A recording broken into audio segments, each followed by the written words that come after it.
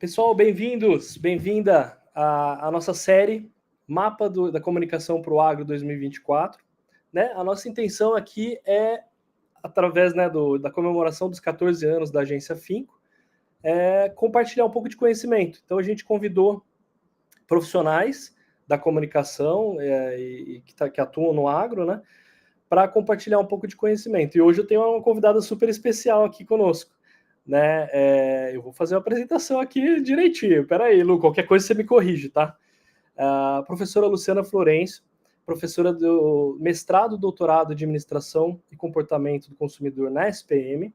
Ela foi minha professora ali no MBA de Marketing do Agronegócio, também na SPM. É líder do grupo de pesquisa AgriFoods in Franchising, sócia da Extracta Consultoria Estratégica, tem atuado em projetos de pesquisa, consultoria, treinamento em marketing e estratégia do agronegócio e alimentos. Ela ocupou a posição de diretora executiva do Conselho da Exportadores de Café do Brasil, a Secafé, né? Doutora em administração pela FEA USP e mestre em administração pela UFLA. Ela foi Researcher Fellow durante a pesquisa em pós-doc na Technical University of Munich. Foi pesquisadora visitante no Departamento de Economia e Agrícola da Universidade de Missouri, nos Estados Unidos, e a Universidade de Macerata, na Itália. Seus estudos têm focalizado os temas de consumo de alimentos, cadeia de agroalimentar sustentável, criação de valor, marketing de relacionamento, confiança, lealdade, experiências de consumo, jornada do consumidor, consumo verde e consumo sustentável. Em 2019, ela publicou pela Elsevier Internacional o livro Coffee Consumption and Strategies in Brazil. Desde 2020, é mentora do movimento Todos por uma Só Voz, que realizou uma pesquisa inédita, Percepções sobre o Agro, o que pensam os brasileiros. A gente pode até falar um pouquinho dessa pesquisa, né, Lu? E está participando do planejamento da marca Agro do Brasil. Então eu tenho o prazer em chamar aqui a professora Luciana Florencio. Tudo bom, Lu? Tudo Obrigado, bom, viu? Dani? Um prazer Obrigado enorme. pela honra. Um prazer enorme estar aqui com você e parabéns aí, né, pelos muitos anos de vida da Finco, que ela tem ainda o dobro, o triplo, né, e que a gente possa celebrar ainda muitas conquistas da Finco e de toda a sua equipe. Parabéns aí pelo trabalho. Muito obrigado. São batalhas, né? Mas é um grande prazer aí estar aí há 14 anos, né? Sim, é verdade. E a gente só aprendendo bastante. Ô Lu, conta pra gente um pouquinho qual que é a importância, né? Não, primeiro assim, eu apresentei direito, errei alguma coisa, o que você pode me falar aqui? Não, tá perfeito, né? E eu queria até, se eu puder fazer essa adicional, Por que a favor. gente, na semana passada, fez um lançamento de um e-book chamado Transformações e Inovações no Agronegócio, que é um resultado da compilação de um curso que é dado na SPM. Então, é um material muito bacana, Dani, porque reúne a visão de mais de 50 especialistas, pesquisadores, professores, sobre o agro brasileiro e seus muitos desafios, sobre tudo aquilo que o agro representa, não só para o Brasil, como para o mundo, né? As muitas oportunidades. Então, eu acho que é um material riquíssimo, que está disponível para as pessoas. É um material curtinho, então depois eu posso compartilhar com vocês aí esse material. Ah, muito bom. E conta um pouquinho dessa pesquisa da percepção do agro que foi feita, né? Pois é, eu acho que essa acho que era uma vontade antiga, né, de responder essa pergunta, qual é de fato a percepção. Existe sempre aquela percepções muito individuais, né, de a gente às vezes achar que o consumidor brasileiro, pelo menos nas nossas redes, né, tem entendimentos diferentes de nós que estamos dentro do agro. A gente que está mais no agro sempre fala que a gente fala para nós mesmos. Então, acho que é uma vontade antiga de fazer uma pesquisa ampla, né? E eu acho que o ponto alto dessa pesquisa é o aspecto metodológico, porque de fato ela foi bastante rigorosa. Ela iniciou com pesquisa uma pesquisa qualitativa, não só focalizando no consumidor, mas buscando entender também a visão de especialistas, né, de diversos setores. Então, isso compõe, né, diversas visões sobre a questão do agro no Brasil, para daí a gente conseguir partir, né, para uma pesquisa mais densa, do ponto de vista quantitativo, e foi daí que a gente chegou em alguns números bem interessantes, né? Então, eu acho que a partir desse resultado, agora a gente pode dizer que conhece um pouco mais sobre o que o brasileiro realmente percebe. E a gente vê um bando de oportunidades, né, para trabalhar na comunicação. Então, acho que a gente ainda tem vácuos de comunicação, né? A informação ela ainda não flui totalmente como a gente gostaria, né? Ou seja, ficou claro na pesquisa que você tem um grupo de pessoas que até querem essa informação, tem gente que não quer essa informação, né? Que pode até eventualmente boicotar o agro, mas que eu acho que talvez seja resultante dessa assimetria que a gente chama, ou seja, porque não tem a informação, acaba tomando certas atitudes, né, ou certos comportamentos. Talvez se a pessoa tivesse a informação, ela mudasse essa atitude em relação. Então, eu acho que é uma falha mesmo, foi bacana para o setor olhar para si próprio, e que quem está dentro sempre acha tudo mais bonito, né? Acha que está fazendo da melhor forma possível, que a gente sabe mesmo que é um esforço, né?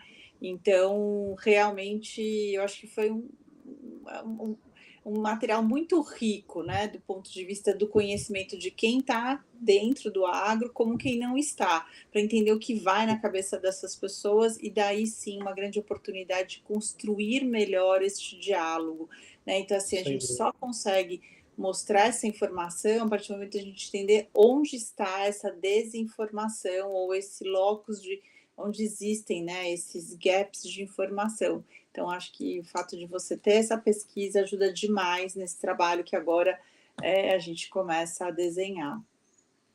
Muito bom. E basicamente mostrou que quem ou não tem opinião, né, uma opinião neutra, ou uma percepção, né, negativa, tá longe do campo, né? Tá nos centros, o pessoal mais jovem, então mostrou isso, né? E tem uma oportunidade muito grande da gente mudar essa percepção, né, Lu?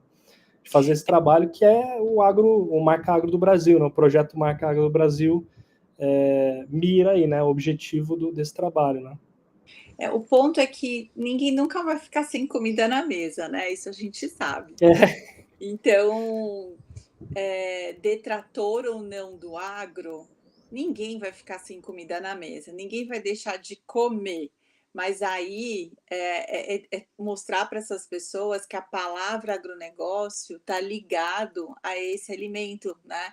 E até outras coisas que ele não se dá conta, a roupa que ele usa, né? Se tem fibra de algodão, né? Ou até o combustível que ele usa no carro dele, se ele usa etanol.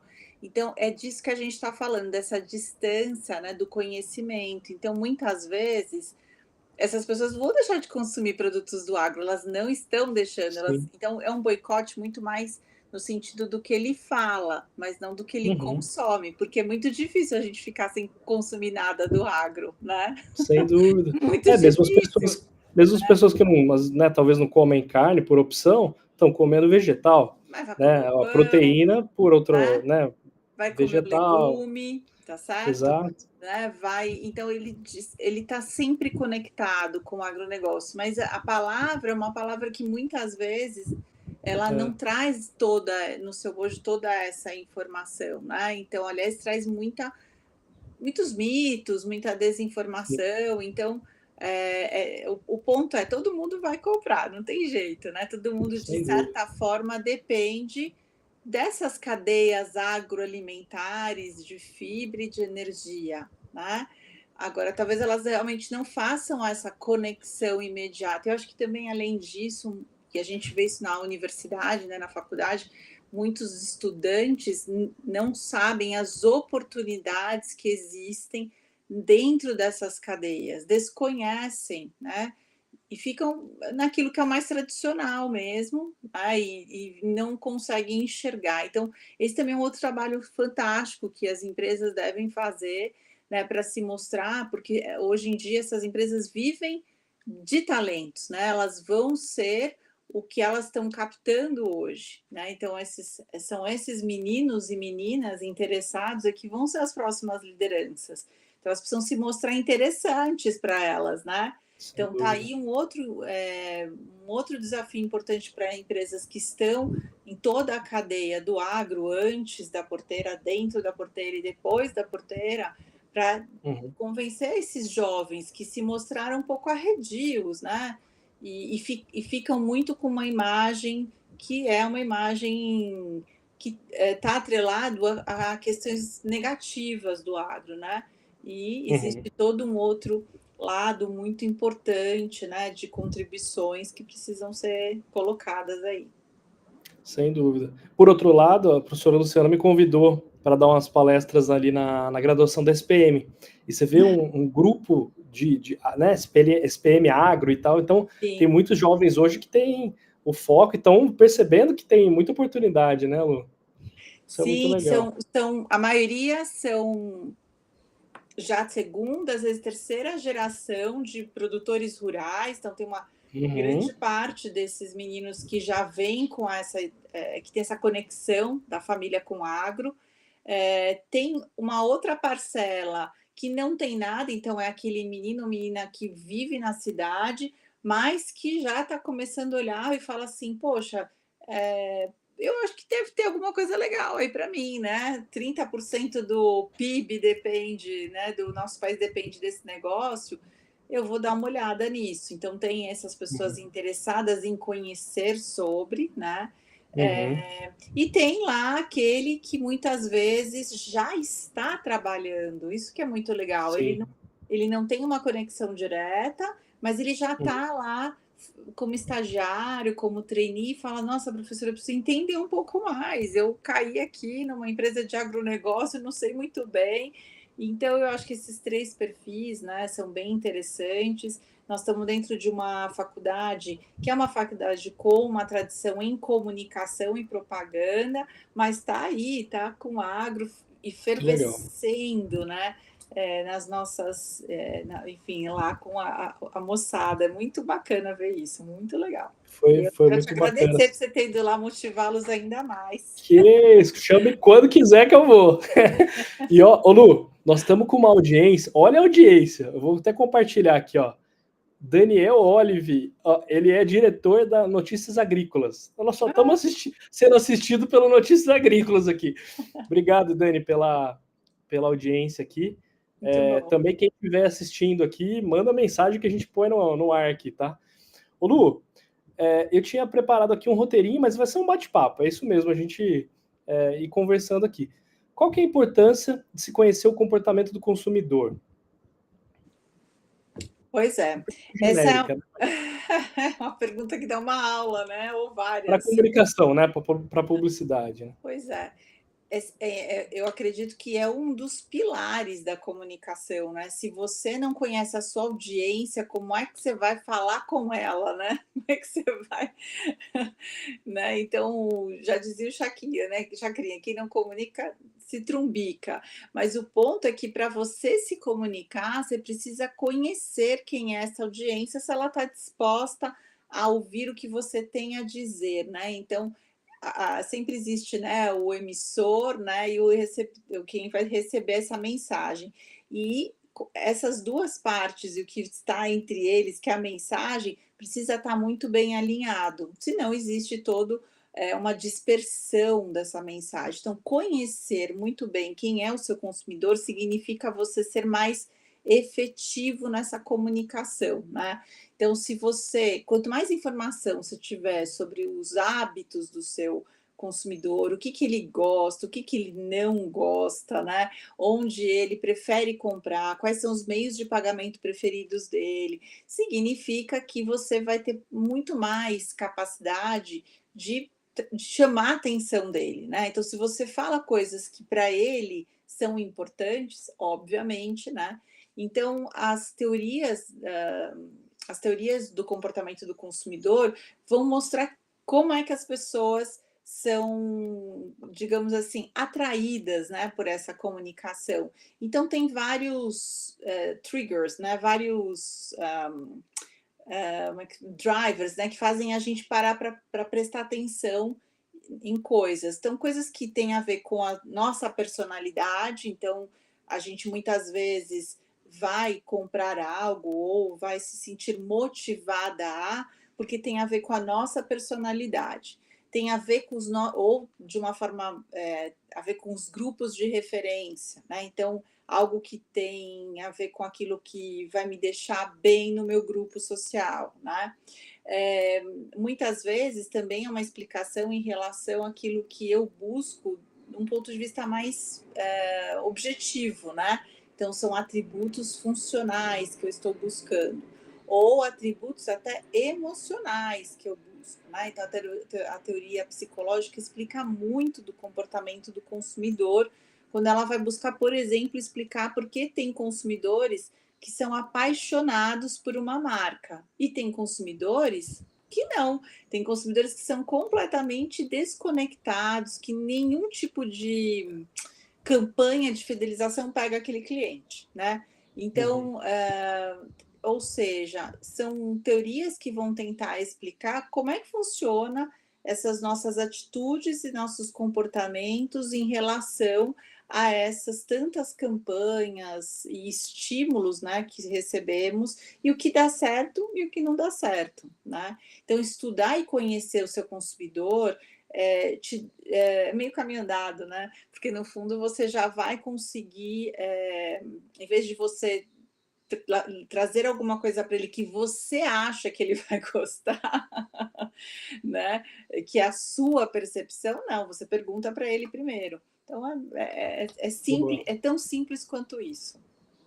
Era a próxima pergunta, assim, como saber, né? Como saber o comportamento? Perguntando, né? Perguntando, acho que é basicamente observando, isso. Assim. Porque a gente, a maioria das pesquisas, elas são feitas dessa maneira, né? Que a gente chama de autorrelato. Então, a pessoa ela vai falar o que ela pensa sobre alguma coisa. Então, hoje existem falhas nesse autorrelato, né? Muitas vezes eu vou autorrelatar para ficar... eu vou dizer aquilo que é a minha melhor versão, né? Então, eu respondo uma pesquisa sempre sendo a minha melhor versão, né? Eu nunca vou ser 100% honesto, né? Então, as pesquisas que a gente costuma responder de questionário fechado tem um pouco desse viés, né? A pesquisa qualitativa, ela tem um pouco menos disso, porque a pessoa fica mais solta, principalmente dependendo desse pesquisador que está ali presente. Se ele aplica um bom processo de elicitação, essa pessoa se solta, ela fala realmente o que ela pensa, né? Então, as qualitativas são excelentes para você ganhar essa profundidade e a honestidade desse consumidor. Mas hoje a gente avançou tanto que você tem outros métodos de ganhar isso do consumidor. Por exemplo, você consegue até mensurar a questão da pulsação dele, do olhar dele, né? Então ele fala assim, eu gostei mais desse, né? Então está comprando 2 embalagens. Então ele pode dizer que ele gostou mais desse, mas o olho dele vai dizer quanto tempo ele ficou em cada uma das embalagens. Então tem uma indicação quantitativa que mensura a atenção visual dele, né? Isso a gente faz isso que é um teste, né, de neurociência, né, aplicado ao marketing, é um dos muitos testes. Você pode, por exemplo, fazer medição de batimentos cardíacos, né? Então, ou movimentos cerebrais, né? O quanto aquilo mexe ou não, né? Com determinadas áreas do cérebro, como tem vários estudos, por exemplo, hoje sendo feitos em relação à questão, associando, né? Por exemplo, a música ambiente e o paladar do alimento, né? Então, recentemente a gente teve um pesquisador que fez exatamente essa correlação. Então, o chocolate pode ficar até mais amargo a depender do som que a pessoa escuta. Então, se ela escuta um rock, esse chocolate pode ficar mais amargo, né? Então, são as ondas Então, sonoras que influenciam as nossas degustativas aqui, né? Nossas glândulas degustativas. Então, uhum. tudo isso, ou seja, a pessoa talvez ela falasse alguma coisa que não refletisse efetivamente o que está acontecendo mesmo no corpo ou na mente daquela pessoa. Então, hoje a gente já tem com o avanço da tecnologia, mensurações muito mais acuradas, né? E os Uhum. próprios experimentos que a academia vem fazendo é para justamente trazer essas medições elas ficarem muito mais reais. Eu consegui Que medir legal. realmente o que o consumidor está pensando, né? Uhum. E a gente observando e vendo como é que ele está se colocando. Que legal. Para até quem não é familiarizado, né, tem essa pesquisa qualitativa que você comentou, são os grupos focais ali.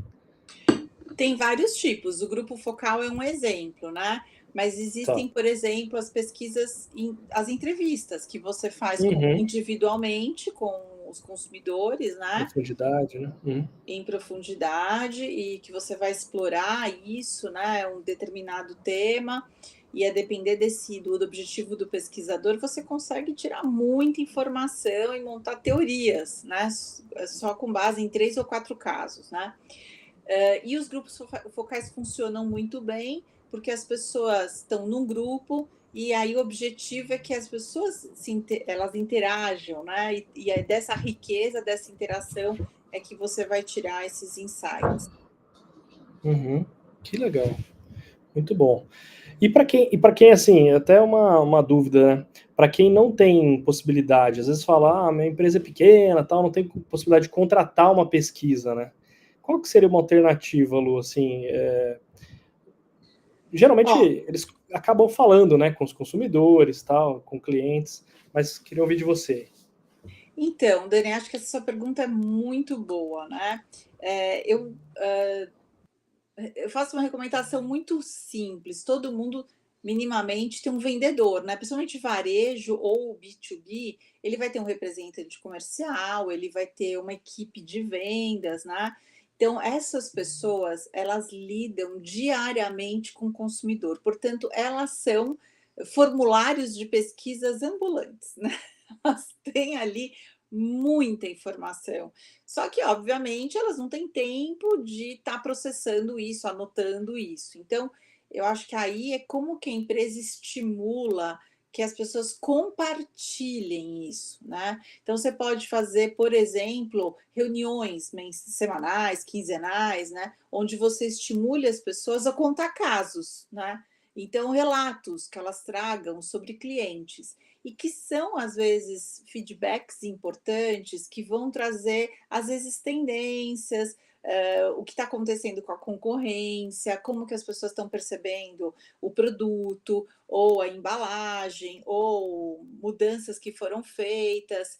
Então, essa linha de frente, ela é muito importante, né? De lá saem muitos insights. Então, é claro que minimamente esse empreendedor tem que treinar essas pessoas para serem sensíveis a essas observações, fazerem pequenas anotações, ele pode criar lá um Google Forms, né? O que você tem chamado a Uhum. atenção, né? Sem que necessariamente ele precise fazer algo diretamente com o consumidor. Então, esse é o mais simples, mais barato, Legal. né? Minimamente ele teria que dar uma conversada ali, né? E criar essa cultura dessa equipe de estar atento e falar: olha, quanto Uhum. mais atento vocês estão e a gente fazer essa troca e incentivar essas pessoas, porque certamente disso vai sair muitas ideias, é um processo de retroalimentação, né? E que todo Sem mundo dúvida. sai ganhando. Então, pode criar um prêmio, associar isso a algum prêmio, né? Muitas Uhum. empresas, como a 3M, que a gente conhece por causa do post-it, né? Então, essas coisas aconteceram dentro das empresas porque tinha uma cultura da inovação. As pessoas eram estimuladas, isso a gente vê em Google, né? O tempo inteiro se fazendo esse estímulo à inovação. Mas as pessoas têm que ter o estímulo, né? Fazer por fazer, não sei se eu É, quero, né? sim. Então, vamos sentar e vamos lá, se a gente se você fizer, a gente vai dar aqui um incentivo a mais, posso te dar alguma coisa, o grupo ou a equipe, né? Então, gerar algum incentivo, uma recompensa, né? Mas que essa inovação esteja presente, para que as pessoas entendam que vai ser bom para todo mundo, né? E isso seria simples. Agora, é claro, né, você formatar um formulário, né, que você possa perguntar para o seu cliente ali, né, que você possa perguntas simples, né, de percepção de qualidade, o quanto que ele, e aí você entender um pouco melhor da experiência dele. Então, essas coisas você pode fazer de uma forma mais caseira, digamos assim, né? Com alguns poucos clientes, para você ter alguns insights, então você não vai fazer com todos. Eu selecionaria aqueles clientes que são mais próximos à empresa, né? E você pode fazer isso via um formulário ou chama para um café, vamos conversar, quero ouvir a sua opinião, né? Isso no B2B funciona muito bem, né? Legal. Essa pesquisa informal, né, esse bate-papo, acho que acaba sendo feito e tal, mas é legal ter essa análise, né? Para que a empresa consiga ter um certo número ali de uma amostra um pouco maior e consiga, né, tirar algumas conclusões com isso, poder melhorar, poder tomar algumas estratégias ali de, não sei, ajuste talvez na comunicação, né?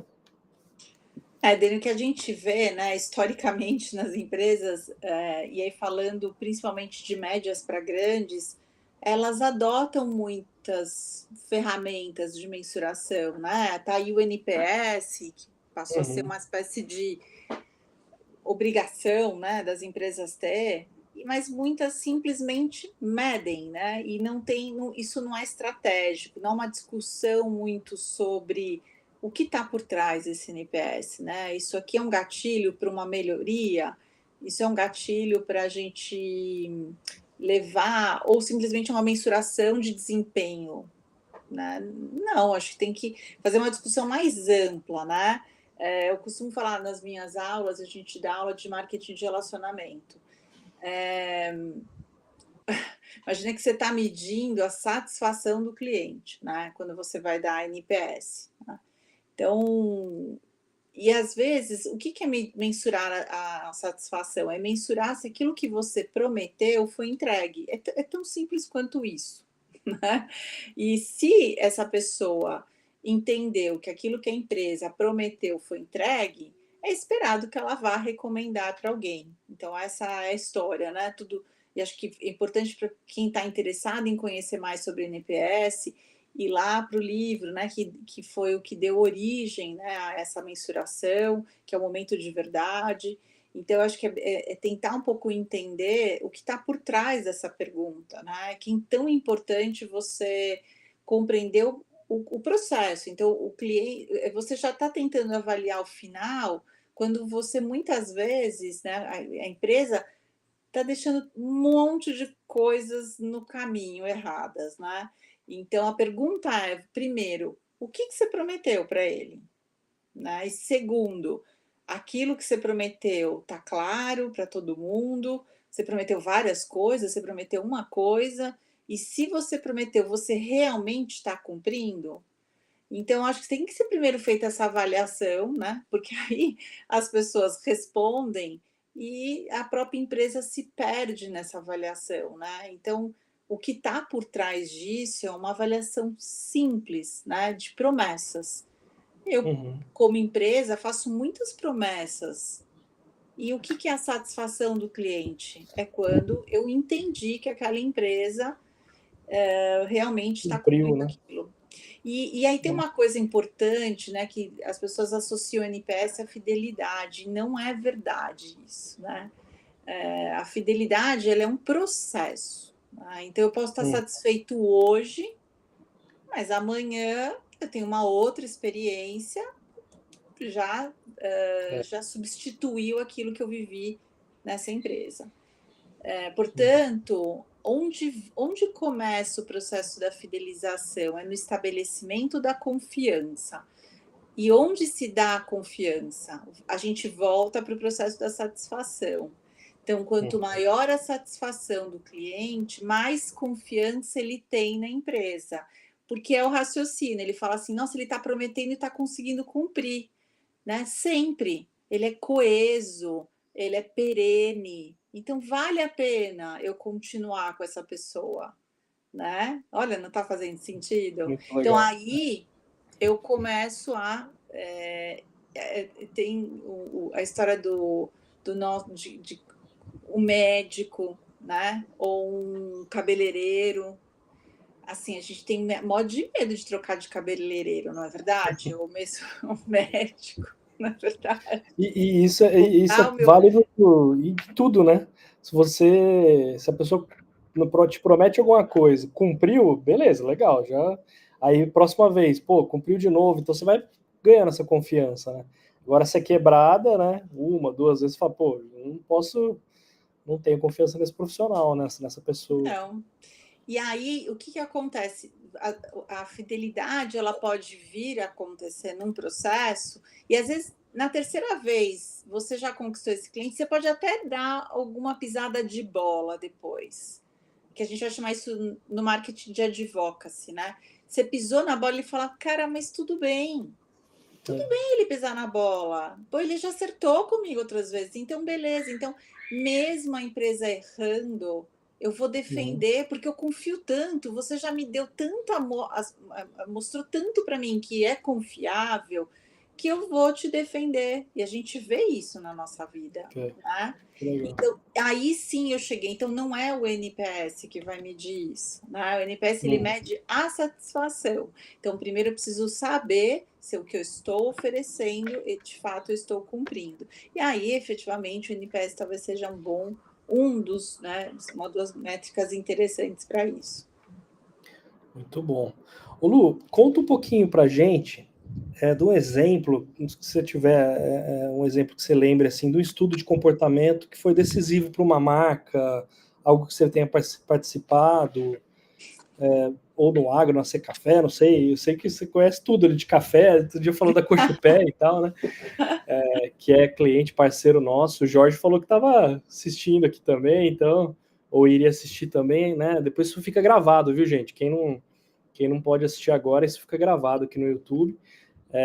Mas não sei, se você lembrar de algum caso, assim, que esse estudo do comportamento do consumidor foi decisivo ali numa tomada de decisão, numa estratégia.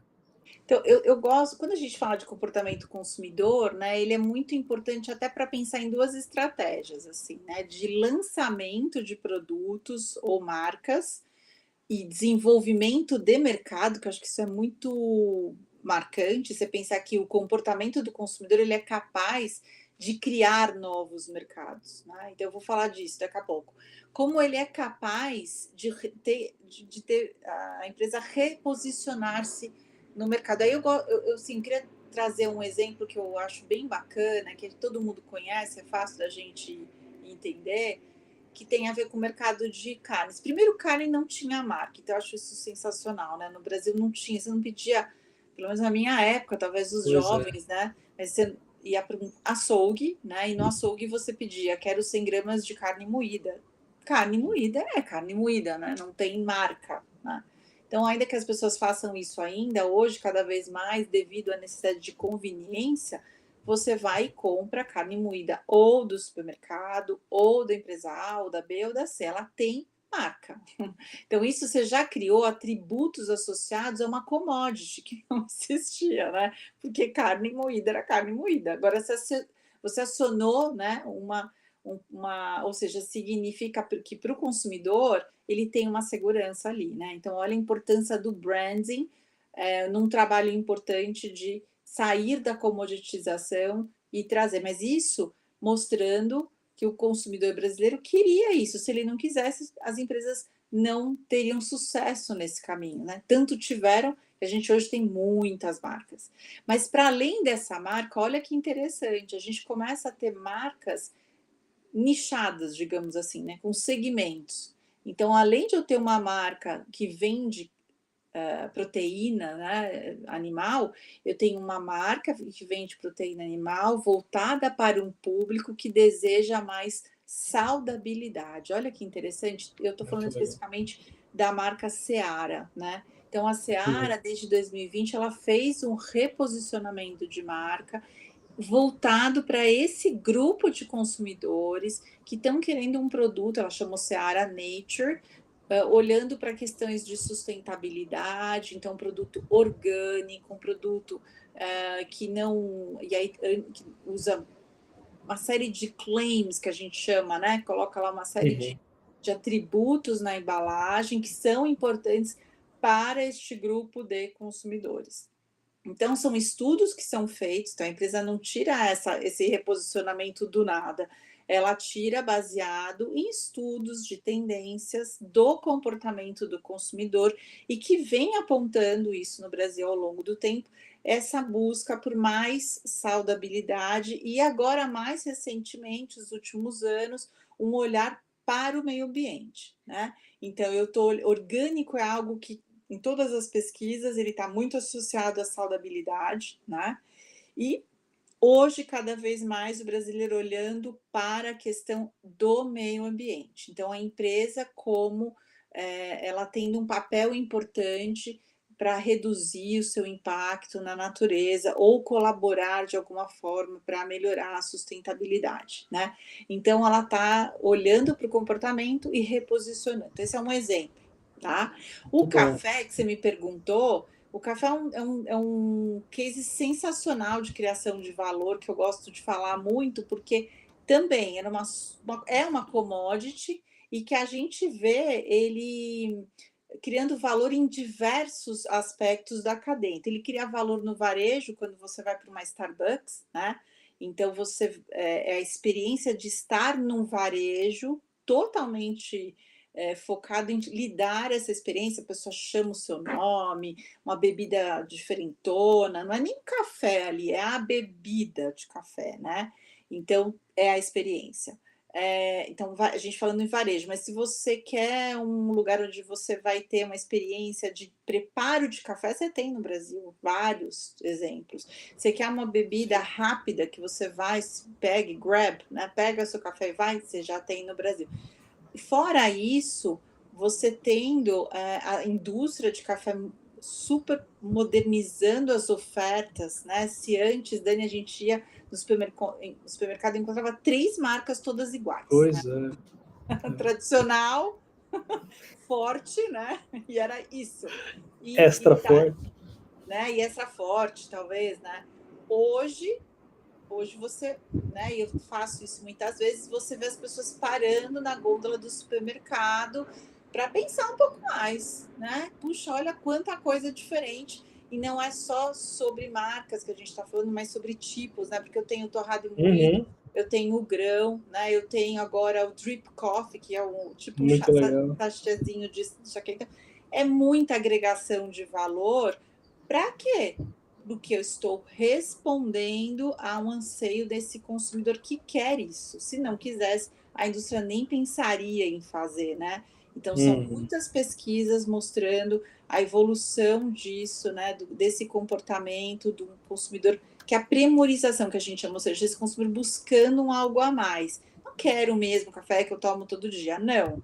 Né? Eu quero ter o meu cantinho do café, que alguém chegue lá e olha, tem o café da Malásia, eu tenho o café do sul de Minas, eu tenho o café de Franca. Qual você quer? Muito Ah, bom. gente, isso é Muito muito bom. chique, né? Ou é na hora, eu faço isso, tá? Porque depois que você experimentar, você não vai querer tomar aquele mais tradicional, extra Então, torrado. Não vou falar nem extra ainda forte, extra torrado.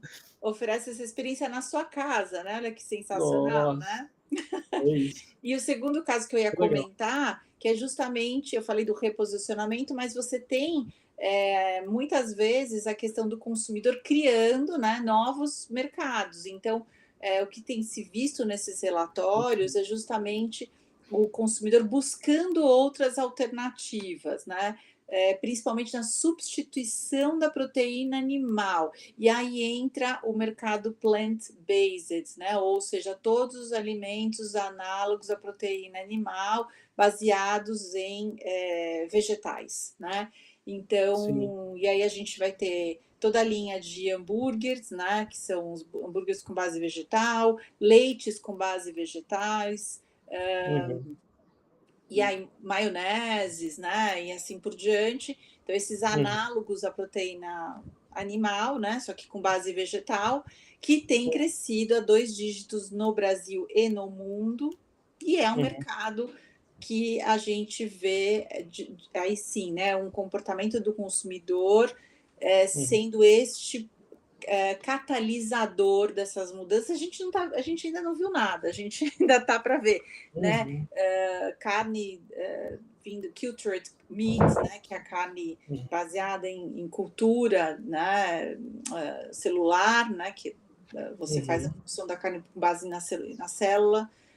Você tem ainda a questão de outras tecnologias que vêm, né, e já estão sendo desenvolvidas e comercializadas em outros países, né, Uhum. como bug, né, alimento vindo de insetos.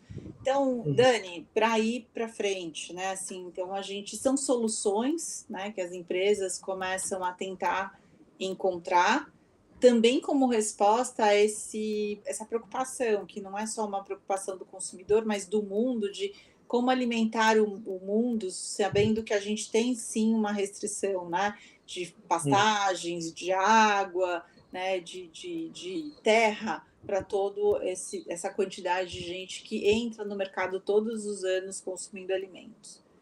Sem dúvida. Acho que a principal mensagem, né, Lu, é ver isso, né? Se você escuta, se você ouve, se você mede isso do seu consumidor, você tem várias oportunidades de criar produtos novos, entrar no até criar um mercado, desenvolver um mercado, e melhorar e evitar, inclusive, até de perder um cliente, né? Você consegue medir isso, né? Satisfação e se está tendo algum problema, de repente.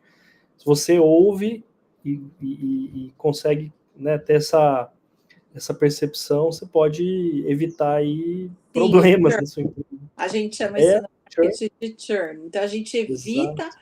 Existem hoje, né, Dani, muitos softwares que já fazem isso. Ele pluga lá, né, ele te dá um pop-up e fala, ó, o Daniel aqui já está 2 meses sem comprar, ele é um cara que tem recência, está acontecendo alguma coisa, né? Então, hoje você já tem inteligência, e a inteligência artificial generativa, ela vai trazer mas assim, condições enormes, né, para as empresas. Se antes a gente já subutilizava o Excel, imagina com Big Data, né, com algoritmo e muito volume de dados, muito volume de dados, que é o próprio Big Data em si, inteligência para poder analisar isso. Uhum. Então, as empresas que isso realmente é o que a gente vai chamar de inteligência artificial, né? Esse tripé de você ter processamento de dados, Uhum.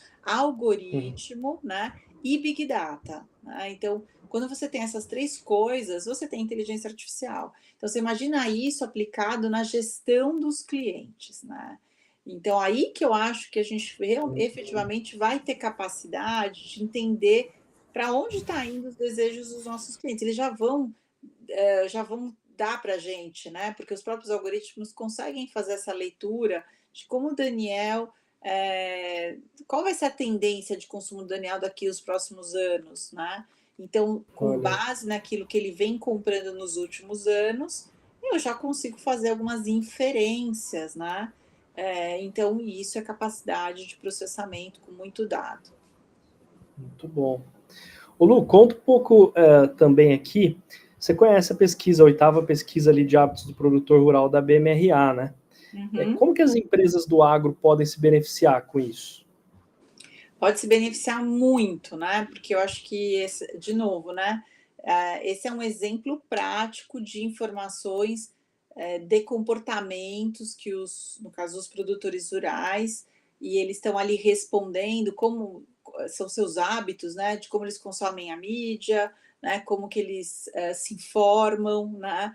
Então, eu acho isso sensacional, é uma pesquisa riquíssima, tem muito dado, né? E você pode fazer recortes por região, por cultura, por tamanho de propriedade. Então, isso torna a tua estratégia extremamente assertiva. Assim, você pode fazer ações muito focalizadas, às vezes, num determinado público. Se você está ali, né, você está olhando o teu mercado e está vendo que está perdendo em determinada cidade ou região, e aí você vai para aquela pesquisa, você fala, não, olha só, né, a gente tem aqui um público que a gente não está sabendo trabalhar e que talvez com esses insights a gente faça aqui uma comunicação, porque a tendência nas empresas, até porque é muito mais barato, é tratar todo mundo igual, né? Então, produtor rural é tudo igual, né?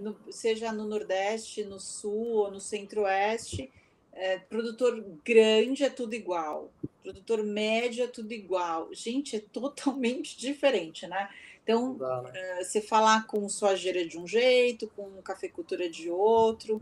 É claro que é mais barato, né? Você colocar todo mundo na mesma sacola, mas não funciona. Então você vai estar gastando dinheiro, né? E não está sendo Barato sai eficiente. caro, né, Lu? O Às famoso vezes barato sai caro. você tá E anunciando não é numa mídia barato, ali. né? Não é Não, barato. A gente está falando barato, exato, é exato. caro, né? É caro. Você vai gastar fazendo uma mídia super ampla, mas ela é dispersiva. E ao ser dispersiva, ela não é eficiente. Então faz mais sentido. Então, de novo, aquilo que a gente ensina lá atrás, né? Que segmentos mais lhe interessam, né? Então, talvez você precise escolher entre tantos que existem, aqueles que melhor trazem remuneração à sua empresa, ou que você é capaz de criar mais valor a eles, né? Porque os outros, talvez você não seja, não vai ser para o pequeno que você vai criar valor, que você vai conseguir dar a atenção a ele, porque você é super pulverizado, tua empresa não consegue atingir. Então, gente, vamos focar aqui nesse médio, né? Então, médio, produtor, então, quanto mais específico, né? Então, isso é uma dor, tá? Uma dor das empresas. Muitas vezes elas querem atender todo mundo porque é mais fácil, né? A gente é um jeito de resolver a vida, né? Então as coisas vão aparecendo. Mas a boa estratégia é exatamente essa, baseada em dados, onde você, com base nesses números, você foca ali naquele grupo, ou dois ou três, né? E aí sim as tuas ações vão ser muito mais assertivas, né? E como a gente sabe, no mundo do agronegócio, você tem muitas oportunidades, né? Muita gente que ainda não está sendo realmente devidamente atendido, né? Muito bom. Isso aí. O Flavião aqui participando, nosso diretor de criação. O produtor acaba fazendo parte de dois públicos, o consumidor final e o trade focado na produtividade e rentabilidade da fazenda. Como dosar a comunicação para atingir esses dois lados do mesmo público, né? Muitas vezes a gente recebe alguns briefings de comunicação, Lu. Obrigado, Flavião, pela participação. Que você tem que falar com o trade, né, com os canais, com as revendas e tal, e também com o público final, o produtor, né? Então, como dosar a comunicação, se você puder... São públicos diferentes, né? Diferentes, né? Com dores completamente diferentes, né? Exato, Então, exato. é um super desafio, né? Porque o dono da revenda, que você está chamando de trade, é o dono da revenda agrícola, não é isso? Acredito que sim, sim. Né? Então, assim, o dono da revenda, ele é um varejo, né? Então, para ele é o intermediário, ele tem que fazer isso. É claro que quanto mais esse produtor rural for próspero, claro que para ele é muito mais interessante.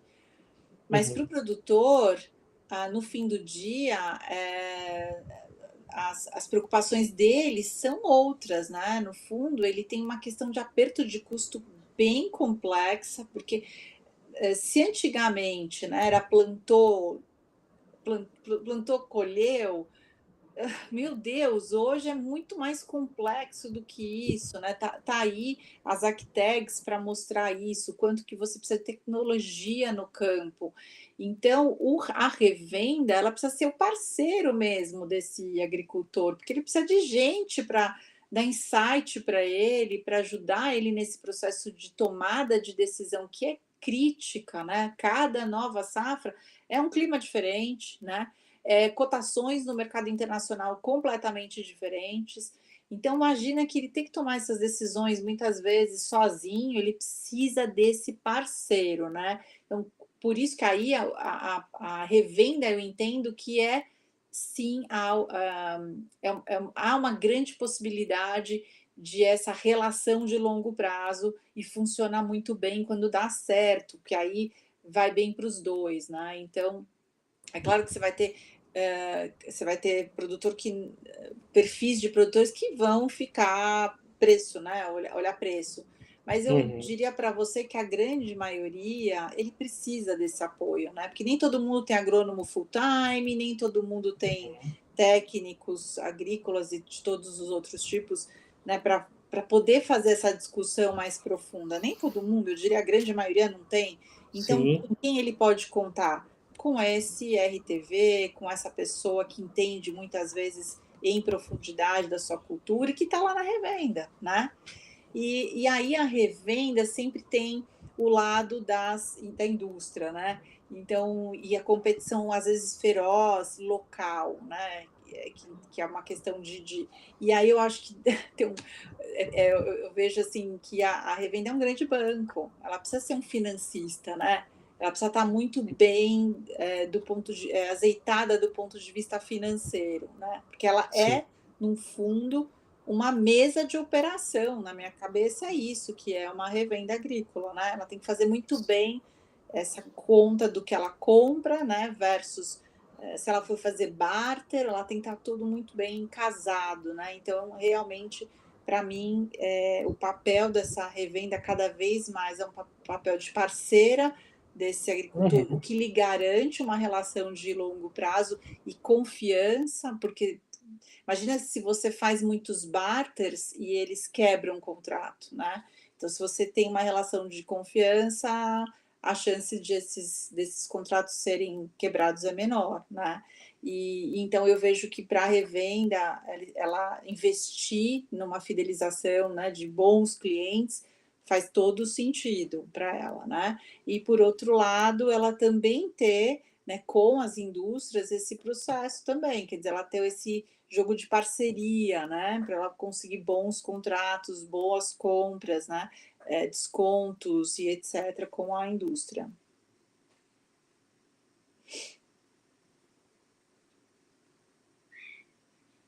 Você ficou mudo. Desculpa. O Flavião comentou aqui também, eu tinha colocado na tela, aí vou colocar de volta, que a revenda está bem próxima dos produtores, né? A gente tem visto muitas ações de serviço, de justamente isso, oferecer uma consultoria para o produtor, né? Não Sim. só ali ser uma loja ali de cumprir meta, de rentabilidade e tal, mas dar resultado para o produtor, né? Mas eu entendo que atender, assim, é mais confortável ficar na planilha olhando quem dá lucro, quem não dá, né? Do que ficar nesse esforço de. Esse é um dilema. Mas, pelo que eu vi, né, estando trabalhando com revenda por um tempo, você não precisa. É aquela história dos. Que a gente fala muito, né, quando está trabalhando com marketing de relacionamento, é de saber quem é os seus potenciais clientes que vão te remunerar ao longo do tempo. Então, não é o hoje, mas é quem vale a pena você gastar seu sapato, né, e todo o seu esforço, porque você sabe que ele tem potencial de permanecer com você por mais tempo. Então, você fala assim, hoje eu estou 10% da propriedade dele. Mas esse cara, além de eu poder pegar mais 90, ele vai comprar outras fazendas. Então, olha só, né? Eu estou olhando esse longo prazo e a minha capacidade de poder crescer junto com essa fazenda, entendeu? Muito bom. Você tinha comentado ali atrás sobre agtechs, né? As startups do agro e tudo mais. E aí, ligando as coisas, acho que essas agtechs veem muito, né, o comportamento do consumidor, né? Para poder criar produtos novos, Acho que eles têm que estar ligados, né? E quem está ligado consegue sacar uma oportunidade ali, né? Tem muita hoje agtech ligada à biotecnologia. Sim, tem de tudo.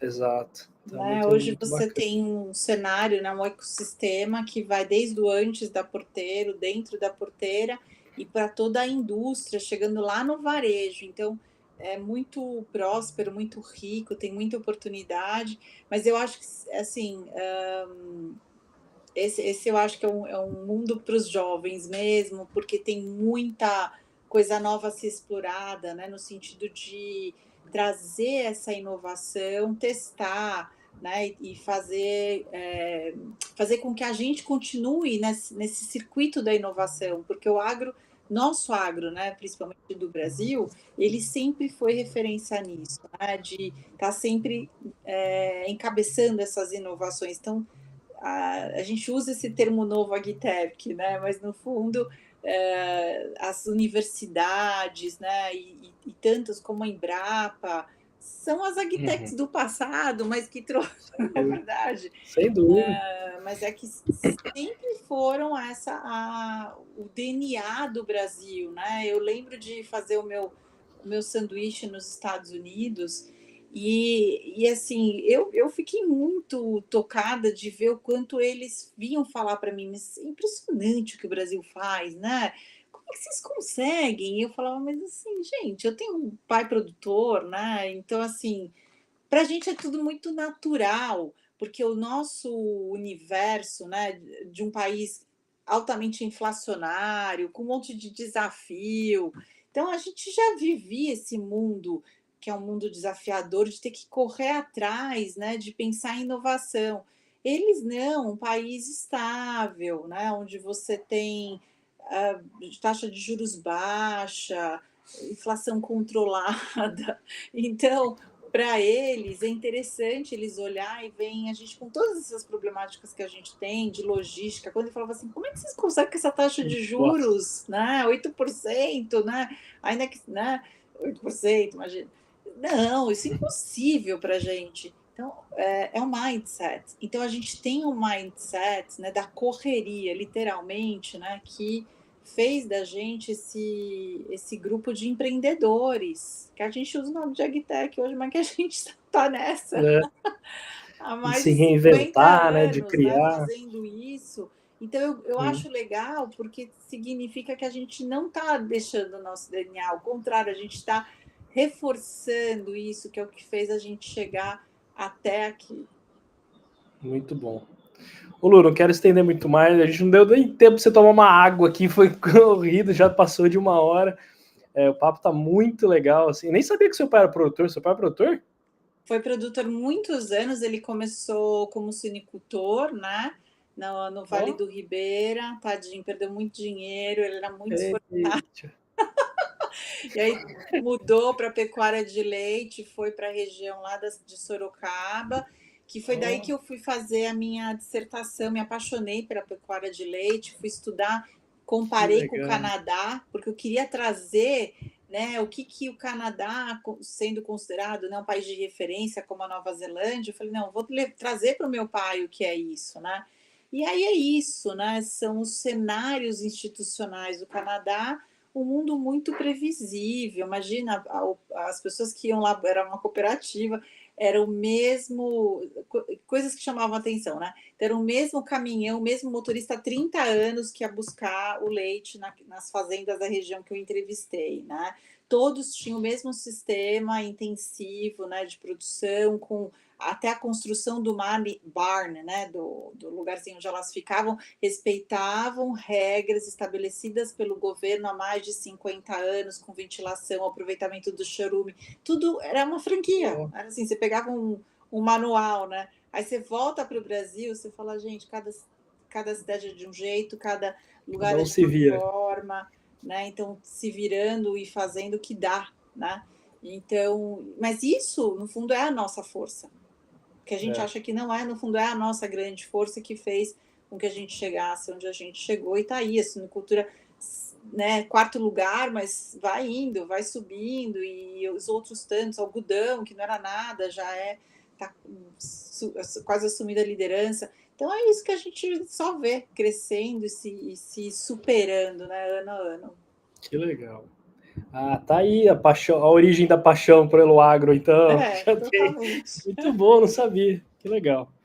O Lu, a gente tinha falado da pesquisa da BMRA, até ia ser um gancho, a gente acabou entrando em outras temas aqui, mas eu queria até compartilhar com todo mundo que a Finco é a mais nova cotista da pesquisa da BMRA, então a gente comprou também a pesquisa, a gente tem acesso aí com o software de mineração ali de dados, dá para fazer os cruzamentos, filtro e tal, e a gente quer oferecer já, os clientes, né, já têm acesso a isso, mas todo mundo